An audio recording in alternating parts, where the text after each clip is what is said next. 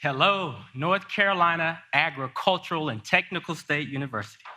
It's an honor to join President Biden today and to return to my alma mater, the finest university in the United States of America.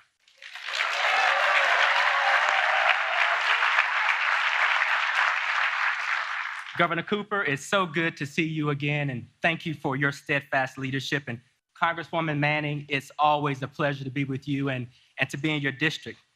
And to my dear friend, Chancellor Harold Martin, leader of this great institution, and his fine wife, Davida, thank you all for hosting us today.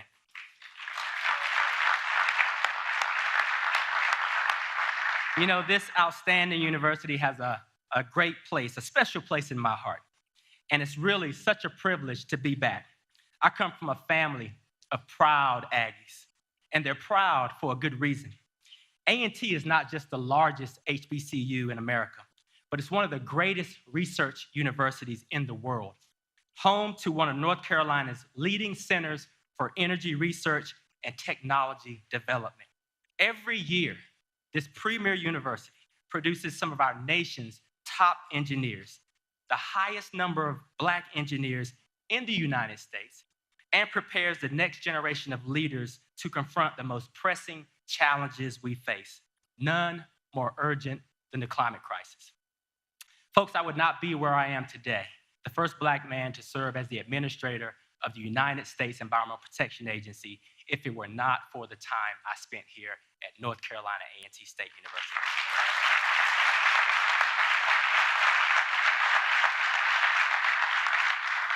So to the students here, know that you have the education, know that you have the tools, know that you have the ability not just to excel, but to be extraordinary.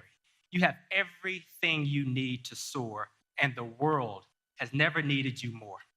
So never forget that, yes, indeed, your degree from a historically Black university can take you anywhere, including the White House.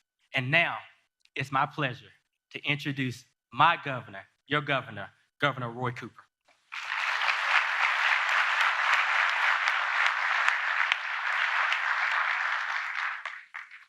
Well, thank you, Administrator Regan. I tell you, you, just like you did in North Carolina, turning around our Department of Environmental Quality, you have turned around the EPA. Thank you so much for your great leadership. And I'll tell you, his son Matthew, 7 years old, right on the tarmac today, stepped right up and welcomed the President of the United States to North Carolina and jumped right in the car with him. Now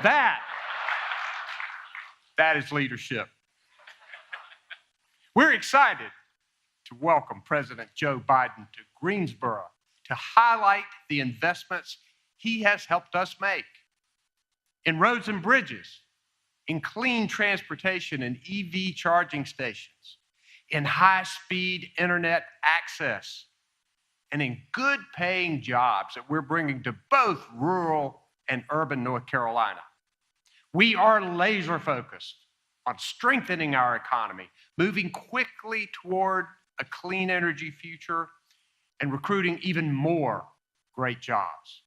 Thanks to the well-trained, dedicated, diverse workforce that we have, and world-class higher education across our state, like North Carolina A&T State University. Aggie Pride! Aggie Pride!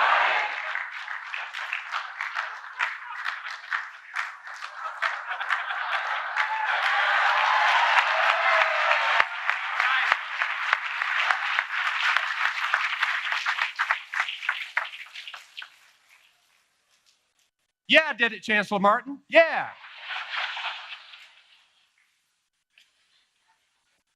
Companies from across the globe are choosing to grow and expand in our state, creating American jobs. We're already on pace to have yet another record-breaking year for new jobs and capital investment in North Carolina. And even through a pandemic, we've announced tens of thousands of jobs and tens of billions of dollars in economic investment across our state, a lot of it right here in the Triad. This is great news, but we do know that prices for gas and food are going up and impacting families. and we have to find a way to make basic necessities more affordable. One way is easing supply chain woes that make goods more costly, and North Carolina is helping. We've opened a new intermodal facility called the Carolina Connector, and we've upgraded our state ports to get goods from ship to shelf quicker. Both of these can reduce costs. President Biden understands the importance of bringing down consumer prices while strengthening our country's infrastructure and our economy, and we'll hear about his latest efforts today. Together, we can build an even stronger future for all North Carolinians and all Americans. I'm so glad to introduce my friend who is a strong advocate for the Triad and for North Carolina, Congresswoman Kathy Manning.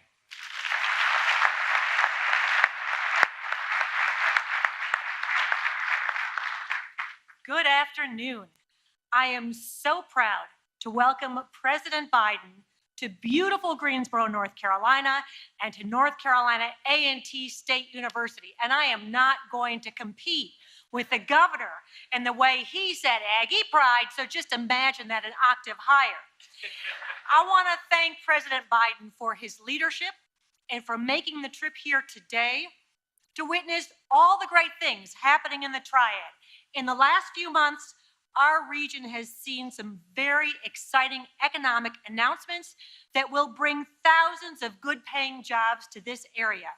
These announcements have included advanced manufacturing jobs at the first Toyota automotive electric battery manufacturing plant in the country, at a Boom supersonic airline manufacturing facility, also the first in the country, that will add good-paying jobs to our innovative and growing aerospace industry, which will be headquartered at the Piedmont Triad International Airport.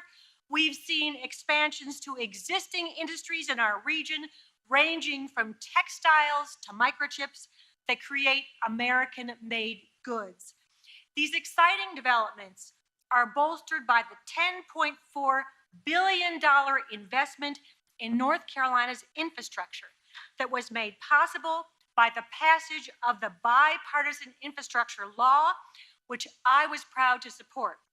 Since President Biden signed that bill into law, we've already seen investments in our community that are improving the quality of our roads and bridges, expanding access to broadband, and increasing electric vehicle charging infrastructure. Democrats are delivering on our promise to improve our nation's outdated infrastructure. And here in the Triad, these investments are increasing the quality of life for residents, improving transit for local businesses, and creating jobs. I'm proud to welcome as my guests some of our community's great business leaders. These leaders run businesses that range in size from a few dozen employees to a few thousand. Our businesses are innovative. They provide good-paying jobs. And we in the Triad are proud to continue our strong history of manufacturing things for the American people. Throughout the pandemic, our businesses adapted to produce essential PPEs to keep our hospital and frontline workers safe, to overcome supply chain challenges, and to continue employing members of our community during times of economic hardship. They're all shining examples of the best of what North Carolina has to offer. As we stand on the campus of North Carolina A&T State University, I am inspired to think about the next generation of engineers and scientists and teachers and nurses and business innovators we are educating who will lead us into the future. And we have just met with some of those students, and they are extraordinary. I look forward to working with our president to bring down our costs so that our young people and people all across the Triad can thrive. In Congress, I've introduced legislation to cap out-of-pocket costs for prescription medications to ensure that people can afford the medication they need to stay healthy. I've supported an increase in Pell Grants so more students can afford higher education. I've supported funding for more apprenticeship programs and community colleges so our students can gain the skills they need for the good jobs we already have and the jobs we will grow in this area. And I've advocated for creative solutions to lower the cost of essential goods, such as gas and groceries. Early in the pandemic, I asked President Biden to sign a Buy America executive order so that our local manufacturers could continue employing our local residents while adapting their businesses to meet our nation's PPE needs. And I'm glad to say that President Biden did sign that executive order, and it has resulted in continued growth of American manufacturing.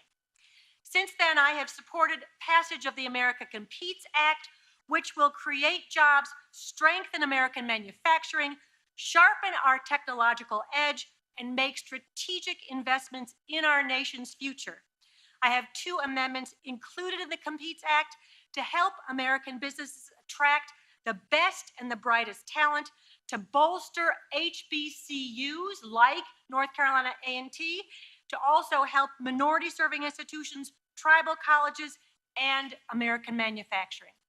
And I was thrilled to bring more than $16.4 million in community project funding to our community that will help us with projects ranging from a new 911 dispatch system to electric buses to access to the internet in underserved areas to summer tutoring programs that will help our students who experienced learning loss during the pandemic.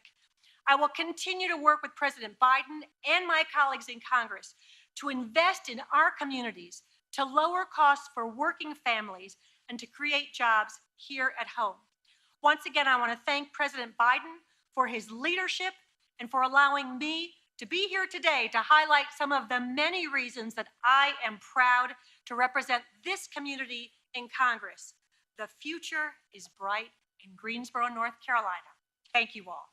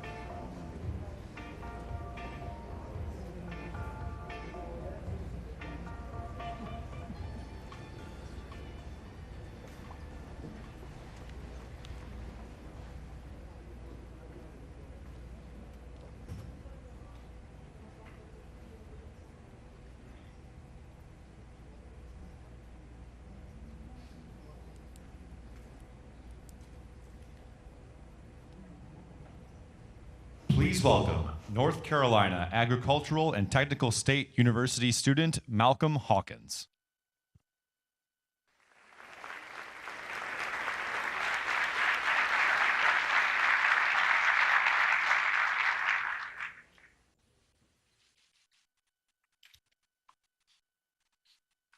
Good afternoon to all in attendance. My name is Malcolm Hawkins, and I'm a senior electrical engineering student here at North Carolina Agricultural and Technical State University. I'm truly honored to welcome President Biden to this illustrious institution. When I made the decision to attend North Carolina A&T, I was excited for the journey to come. I look forward to learning as much as I could so that I would excel upon graduation. After being on campus for 4 years, I can certainly attest to the excellent education that an HBCU provides. I've been taught by dedicated professors and mentored by individuals who saw my potential to positively impact this world. I've interned at 4 different companies, participated in and won a national competition, and traveled abroad. This and so much more is possible by investment in HBCUs. North Carolina A&T graduates the highest number of African-American engineers, and they go on to have successful careers in government, industry, and academia. There is always a need for problem solvers who can tackle the most difficult issues, including those involving the economy, and HBCUs prepare students for the challenge. The key to this preparation is innovation, whether that's through our many centers of excellence or the new Harold L. Martin Senior Engineering Research and Innovation Complex. A&T students, regardless of major, graduate with the skills needed to transform their respective fields. Needless to say, as I graduate next month, I feel fully equipped with the knowledge I need to excel in all aspects of my life. I'm excited to see HBCUs continue to rise in prominence, and I can't wait to see how they impact America in the future. With that, please give a warm welcome to the President of the United States, Joe Biden.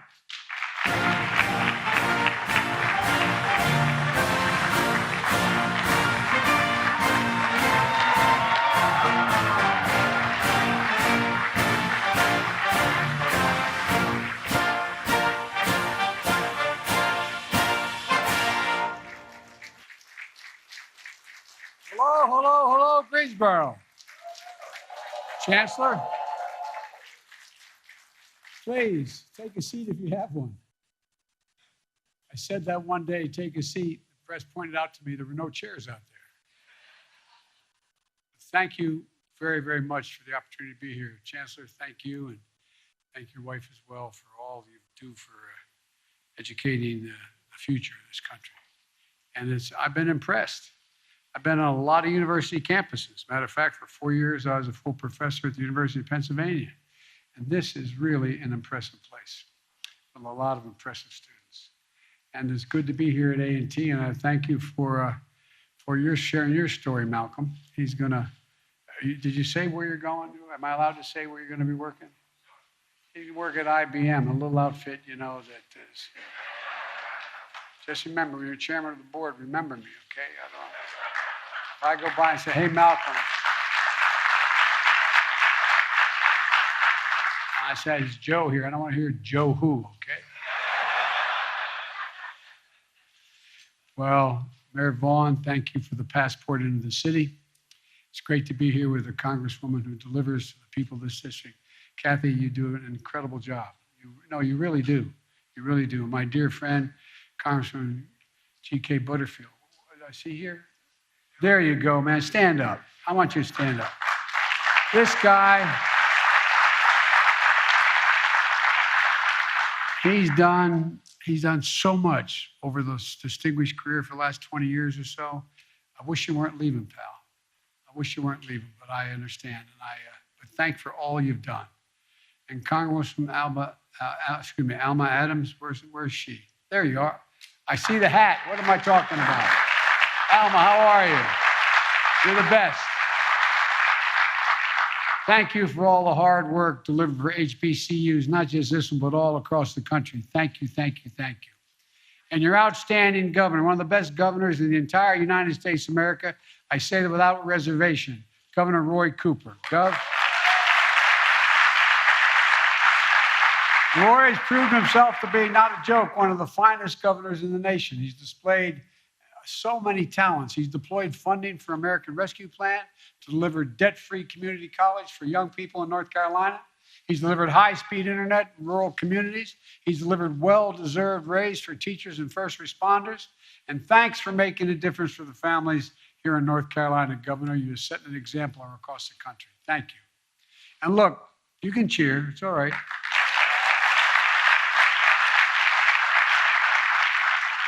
There's a debate in my administration that we never seem to be able to settle. And that is that the vice president is incredibly talented. She's a Howard graduate. A great school. And I hear about Morehouse men from my senior advisor, Cedric Richmond, all the time. And then you got a great university here. But Delaware State. Delaware State. They launched me into my career, not a joke. As I got elected to the United States Senate when I was 29 years old, Chancellor.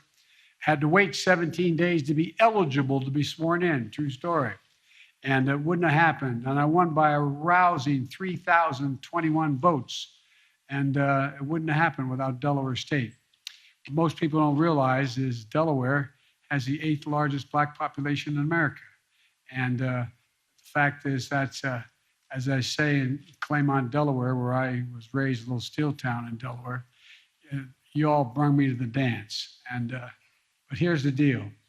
I got a member of my cabinet who is also slightly partial on North Carolina A&T, Administrator for Environmental Protection Agency, Michael Regan. Michael. Good. Of course, you never hear Michael bragging about the place, as long as you don't have your hearing aid on. But look, he's a proud Aggie, and welcome back to the campus, Michael. And let me tell you, talking about some incredible students here today, I know why Michael's so proud of this school. I really mean it.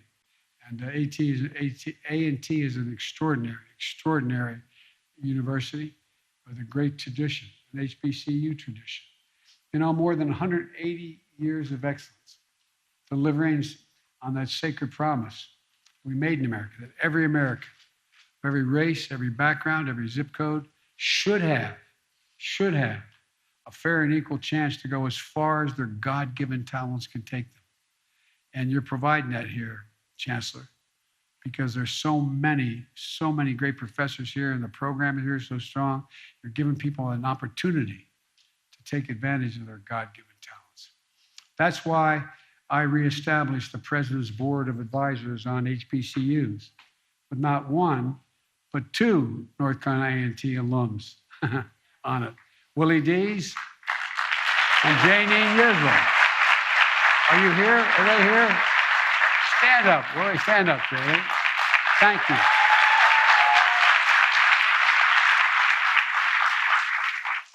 And it also includes a proud North Carolina native, an NBA star, Chris Paul. He's on it. By the way, he's a hell of a ball player. Who supports the business course here at A&T and is a fierce champion for all HBCUs.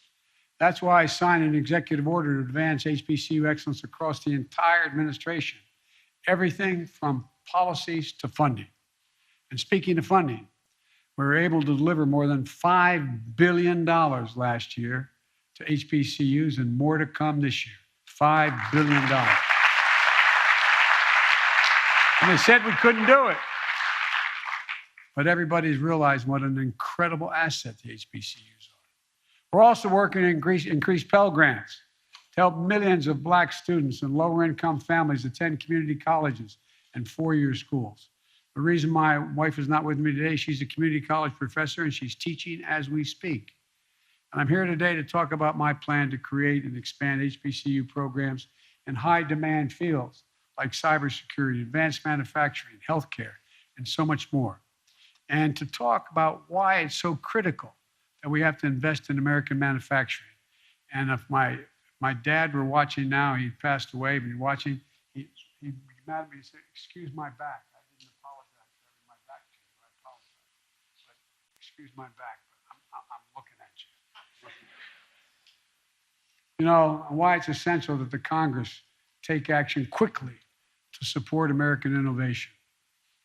I said today when I was, we were at the cybersecurity unit, that more is going to change in the next 10 years than it's changed in the last 50 years. Science and technology is moving so incredibly rapidly. It's all part of a broader vision that Vice President Harris and I ran on to build back a better America than even before the pandemic we had. A better way with better pay, greater dignity for working people, easing the financial burdens of millions of families, and making it in America, as your Congresswoman said, with American manufacturing. The best engineers in the world, like so many here at A&T graduates, make up that cadre. From day one, every action I've taken to rebuild our economy has been guided by one principle: made in America. It means using products, parts, and materials built right here in the United States of America. It means bringing manufacturing jobs back and building the supply chains here at home, not outsourced from abroad. It means letting and betting on American workers, let them do the job and bet on them. And it takes a federal government that doesn't just give lip service to buying American, but actually takes action. Most people don't know. I know the Congresswoman knows. There's been a law in the book since the late 30s that says that you can use American tax dollars. And if your American tax dollars the president is spending, it should be spent on American products and American businesses. Every administration says they'll do it since the late 30s. But now, over time, Buy America has become basically a hollow promise.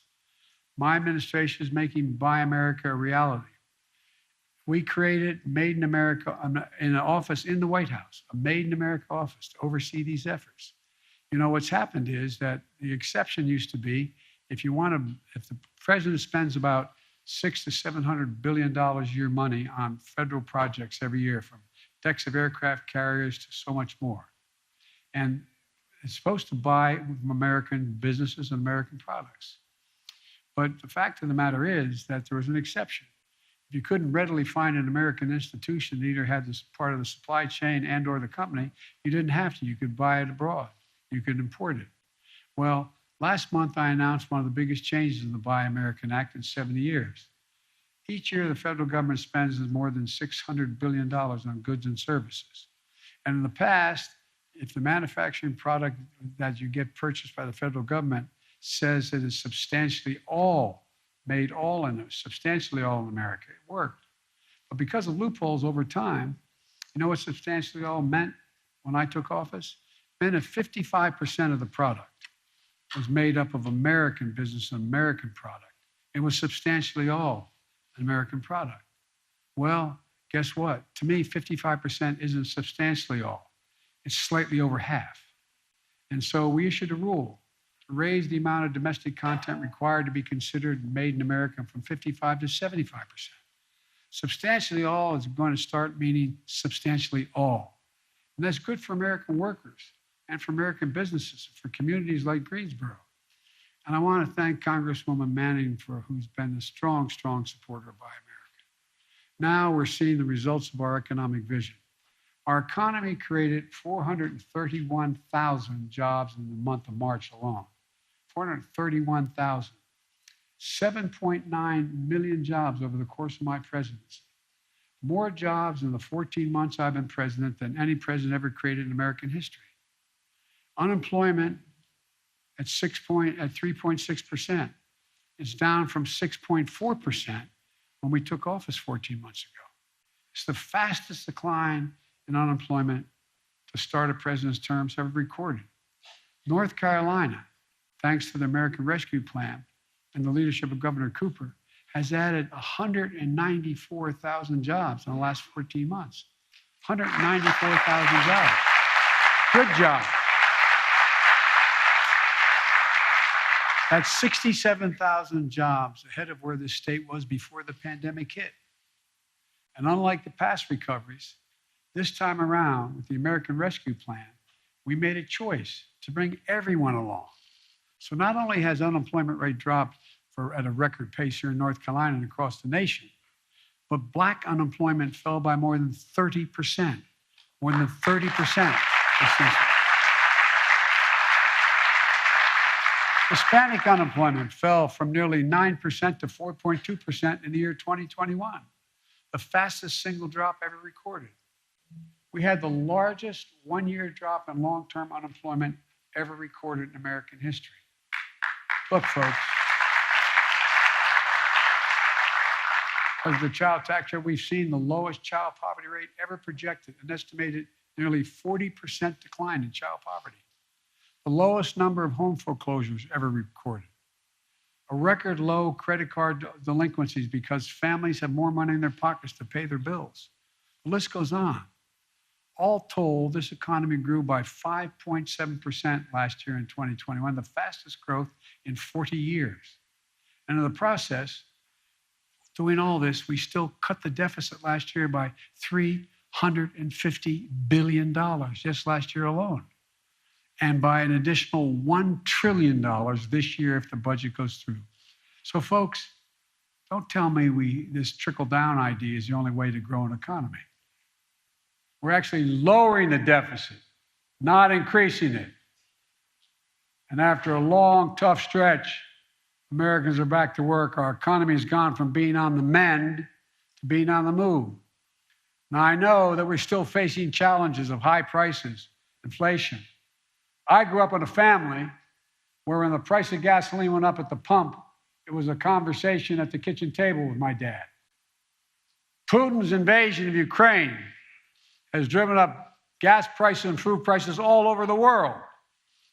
Ukraine and Russia are the 1 and 2 largest wheat producers in the world. We're number 3. They're shut down. We saw that in yesterday's inflation data. What people don't know is that 70% of the increase in inflation was a consequence of Putin's price hike because of the impact on oil prices. 70%. We need to address these high prices, and urgently, for working folks out there. And that's part of why what I'm going to talk to you about today, why it's so important. When we build more in America, we increase economic capacity, and ultimately it helps lower everyday prices for families. That's what we're starting to see. Look around.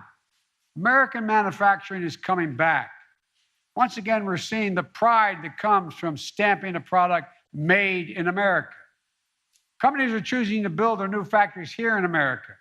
When just a few years ago, as you all know, that wouldn't have been the case. They would have built the factory overseas. Intel is building the chairman of the board of Intel asked to come and see me a little over a month ago. He's building a semiconductor mega site just outside of Columbus, Ohio, investing $20 billion. And by the way, we invented this little thing we call about the size of a fingertip. And guess what? Every advance in it is because of us. We don't make them anymore here. You go to Taiwan and other places to get it. Up to 8 state-of-the-art factories are going to be in one place that Intel is building. 7,000 new jobs building the facility and 3,000 jobs running the facility. You know what the average salary of these jobs running the facility will be? $135,000 a year.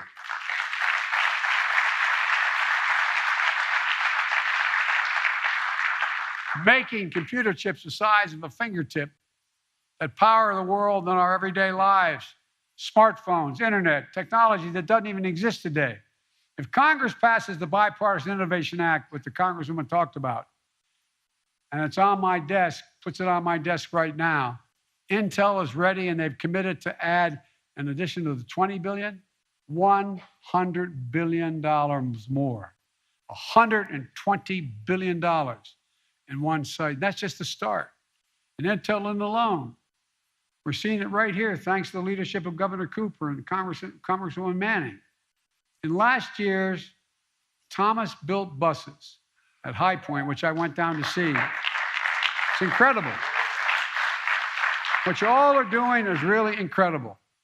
They got the largest order to date in North America to build electric school buses, electric school bus fleets, which Administrator Regan can tell you will mean hundreds of thousands of our children will no longer be inhaling exhaust from diesel school buses.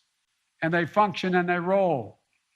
Volvo Trucks, with their research and development headquarters here in Greensboro, got the largest commercial order ever for electric trucks. And just a few months ago, Toyota announced it will invest $1.3 billion to build a new electric battery manufacturing plant right here in Greensboro. And folks, you know what that also means? Not just the factory, but the IBEW is going to be putting in 530,000 charging stations throughout America. 530,000. And when this plant comes online, this could produce enough batteries to power 800,000 vehicles per year with room to grow. It's going to create 1,750 good-paying jobs right here in the Greensboro community. And folks, by the way, you know, it's not just there's a lot else happened if I can divert just a second here. I had Mary Barra, the chairman of the board of General Motors.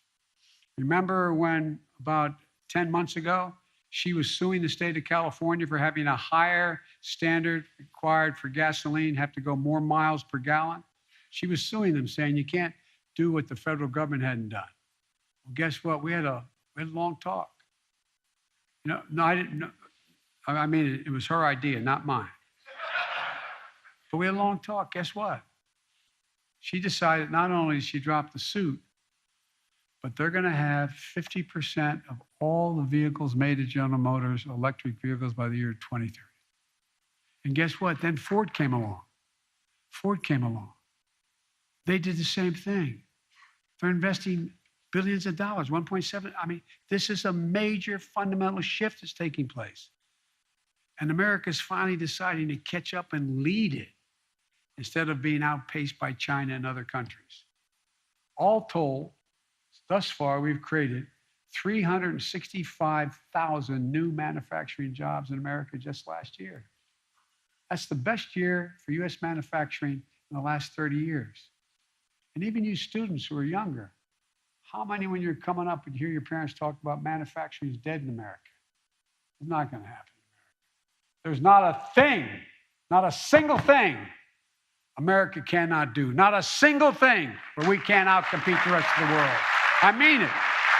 Not a single thing. We set our mind to it. Good paying jobs, jobs you can raise a family on, jobs that can't be outsourced. Announcements like these don't happen in a vacuum. They require investments. We know what happens when we stop investing in the future and the places like Greensboro. We really do. You or your parents remember what it felt like when industries like the textile industry started to decline. Delaware used to be a great textile state. It all evaporated. Good jobs lost over time. Well, guess what? What it did to families, what it did to neighborhoods was consequential because we stopped investing in our future for a while. We stopped investing in our people. I got criticized when I kept saying we're going to invest in the American people. Decades ago, we used to invest 2% of our gross domestic product in research and development. 2%. And we led the world. Today, we invest less than 1%. The United States of America used to be ranked #1 in the world in investing in the future. Now we're ranked number 9 in research and development. The United States of America. China was number 8 3 decades ago. Now it's number 2. Other countries are closing in fast. We can and we must change that. Not by hurting other countries, but by developing ourselves. We have a great opportunity ahead of us with the Bipartisan Innovation Act I mentioned, which is going to provide $90 billion in research and development, STEM education, manufacturing, all those elements of the supply chain that we need to produce end products right here in America. If I told those of you who are closer to my age in the audience, if we told your parents that we'd be here, they'd look at like we were crazy. What do you mean? We're the leader in the world. Not so. Congress needs to get this bill to my desk as quickly as possible. Our economic strength is on the line, and national security as well is on the line. Companies are ready to invest in America, in American communities, in American workers, but they need to see that their government is capable of investing in our future. Other countries are racing ahead, but we can't afford to wait. So Congress, get this bipartisan bill to my desk. North Carolina needs it. America needs it. And let's meet this moment together. That's exactly what we did when we passed the bipartisan infrastructure law, which we worked like the devil on. Our infrastructure used to be rated the best in the world again. Now we rank number 13 in the world. Bridges, roads, etc. Rank 13. Why did we develop so fast, so well? Where are you going to build your factory? Near a port that can get everything out of that you manufacture and get everything out to the rest of the world quickly, or something that takes 2 weeks or 3 weeks to get it there? It's all about speed. We can't compete for the jobs of the 21st century if we don't fix our infrastructure. But now, thanks to the infrastructure law, we're turning things around in a major way. We've already announced billions to improve the more than 3,000 airports in the 50 states that need serious help. I'll digress again for just a second. I was out when I was vice president at O'Hare Airport, and I was trying to get onto the Air Force Two and going up an escalator, and had a sign at the top, "Out of order, will be fixed in 2 weeks." Not a joke. The United States of America, one of the busiest airports in the world, fixed in 2 weeks. And I got in trouble because it said, if I took you into O'Hare Airport blindfold in the middle of the night and took you into one of China's airports blindfold in the middle of the night and said, "Where are you, China or the United States?" You'd probably think the Chinese airport was ours because it's so modern, so different. Well, this year, $92 million is available to North Carolina alone to upgrade your airport infrastructure. $92 million.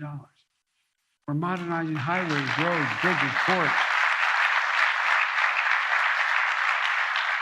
And this year, North Carolina is going to receive $1.4 billion in funding for roads and bridges, another $99 billion dedicated to funding for bridges that are in disrepair.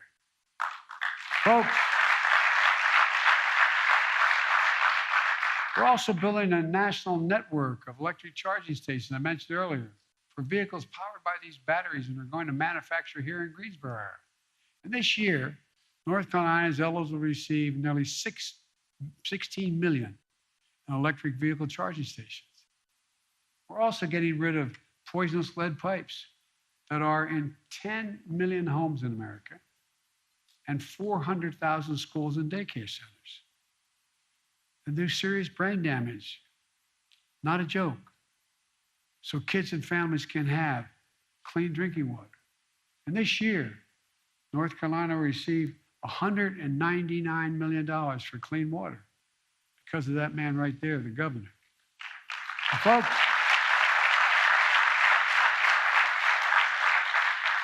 we're going to deliver affordable, high-speed internet everywhere, in urban America, rural America, suburban and tribal communities.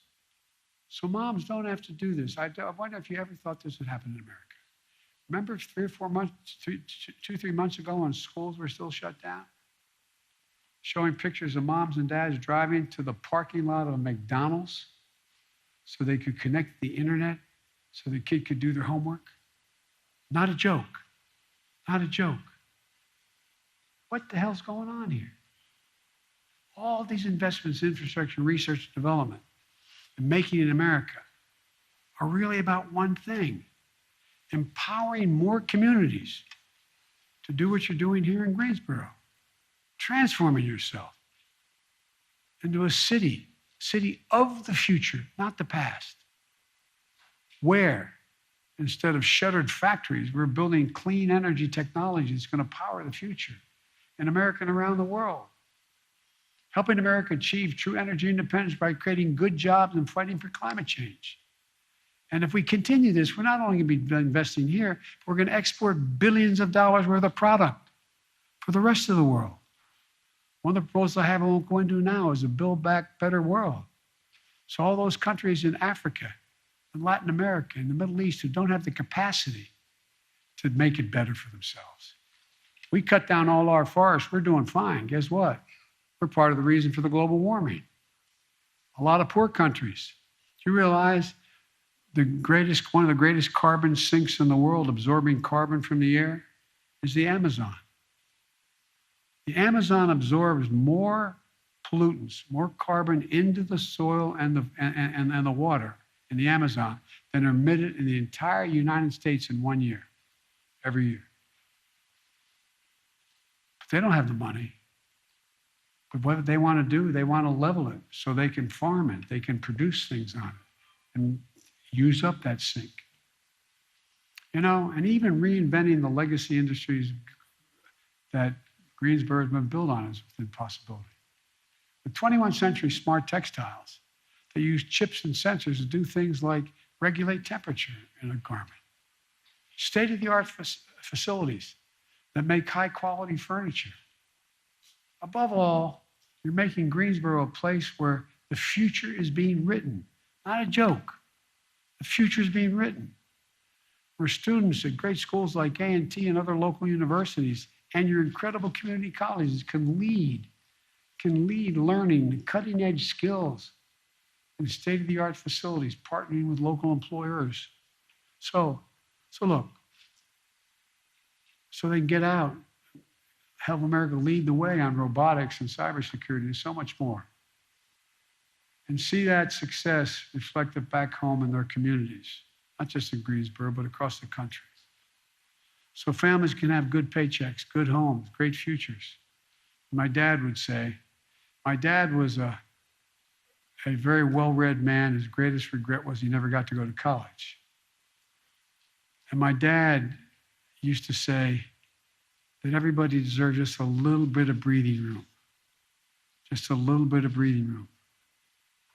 I was raised in a 3-bedroom split-level home when we moved down to Delaware when coal died in Scranton and jobs were gone. And with 4 kids, a grandpop, and my mom and dad. And I remember one day, you could always hear when Dad was restless in the room. I asked Mom on the way to school, what's the matter? He said, honey, Dad's company they said, no more health insurance. No more health insurance. Not only deprives a woman or a man of their health, but of their dignity. Their dignity. Look at their child, their husband, their wife, who needs help and can't get the help. One of the things we're trying to get done in the Congress is to pass legislation that won't raise taxes a single penny for anybody making less than $400,000, and above that it'll only be a smidgen for dealing with insulin. You got 200,000 kids with type 1 diabetes. They don't get their insulin. Many of you may know somebody, or you may have type 1 diabetes. You need the insulin. It costs $10 a vial to make. Average price, $646 a month. Not only imagine what happens when you don't have that money because you don't have the insurance or the cash. Imagine being a parent, looking at your child with type 1 diabetes and know there's not a damn thing you can do. Deprives you of your dignity, takes everything away from you. Well, guess what?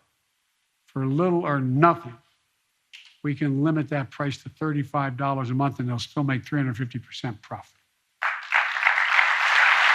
Folks,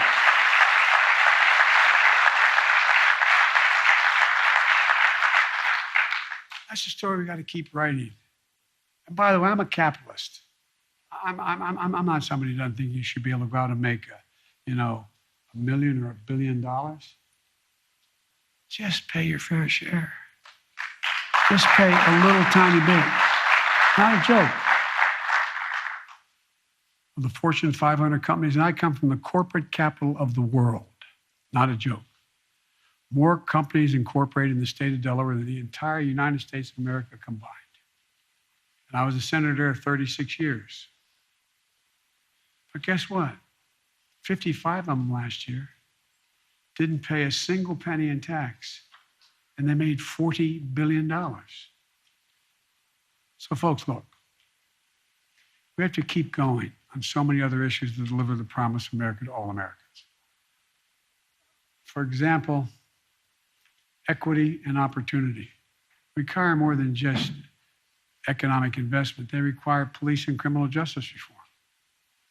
Even though Congress isn't taking action, my administration hears and sees people who need it badly. We're making changes in the federal law. Police need more money, not less, in order to have social workers and others with them, not just to teach them how to do their job better, but also we need rules that I've initiated federally.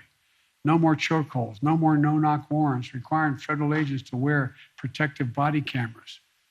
We're going to sit back while Republican Congress stand in the way of justice. I'm sorry to be partisan about that, but they are. They're unwilling to do anything. We're taking action. Today, my administration has also released the first ever equity action plan, laying out more than 300 concrete commitments to tear down the systematic barriers that have been allowed to fester for far too long in America. Things like getting pollution out of low-income neighborhoods. You notice they're always the last to ever be touched. In Delaware, a big chemical industry. Well, guess what?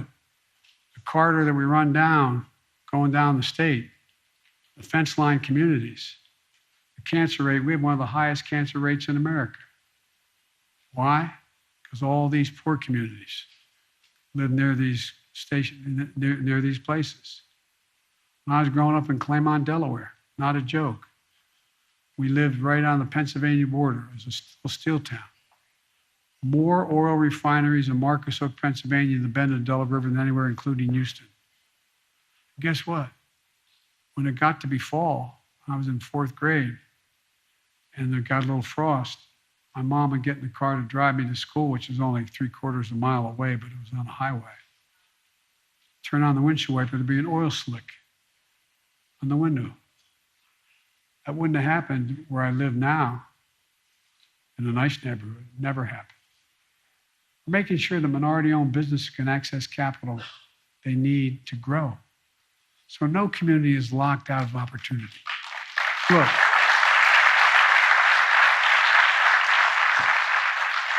and I'm not saying this because I'm an HBCU. I've been saying this my whole career. When I ran for office, I said, I'm sick and tired of trickle-down economy. I'm about building from the middle up and out. Because when the middle does well, everybody does. The poor have a way up, and the wealthy do very well. The bottom line is this.